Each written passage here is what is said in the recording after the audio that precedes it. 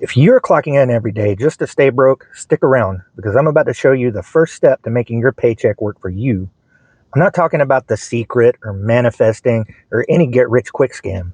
I'm talking about using what you already have access to in order to reach a specific starting point, $2,000. By the end of this video, you're going to know exactly how to get there in 4 simple steps. But first, why $2,000? Why is that number so important? It's because you need an emergency fund before you could think about any kind of investing, any starting a business, saving for any other, long-term goal like cars, houses, etc. Trust me, you need $2,000. You need a cushion. The reason for that is that life happens. You get sick, you break a bone, your car falls apart. Life happens. But when life does happen, you need access to a specific pool of money that you can pull from to keep from selling your investments or selling stakes in your business or to take out of your savings for your house, your car, whatever it is.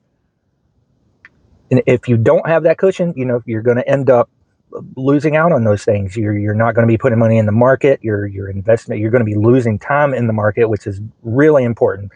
That's something else we're going to cover a lot on this channel later on. Less than half of Americans have access to even $1,000 in case of an emergency. 27% have nothing at all in case of an emergency. And that's what puts us in that trap of every time something goes wrong, you have to tap into your 401k. You might have to sell your car. You might have to miss out on bills, risk getting evicted, the power getting cut off. Trust me. If you've been as broke as me for as long as I have, you know what I'm talking about exactly. You're always just one paycheck away from disaster. So you need an emergency fund.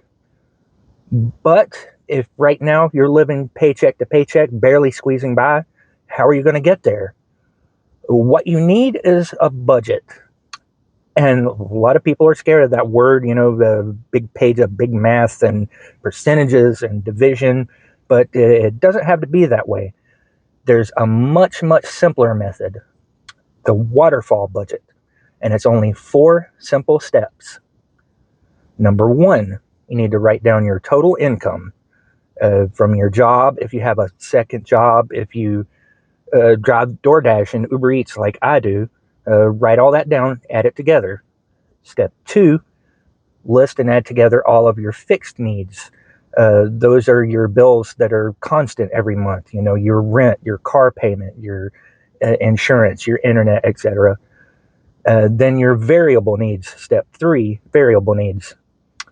That's your groceries, gas, power, things that vary from month to month, but you can estimate.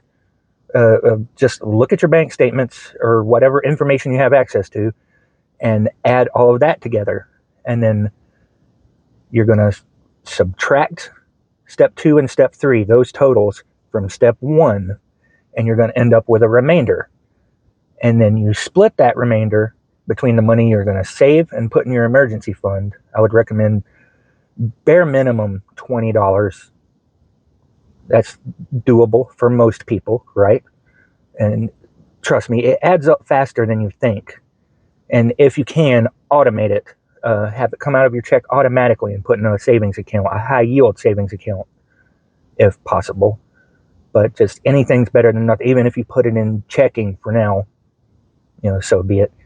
And this part is important too. You're going to want to have money to have fun with and get the things that you want, your streaming services, your beer out with the boys on the weekend, whatever it is.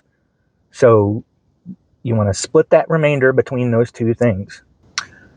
Now, let's look at an example with nice round numbers to make the math easy to understand.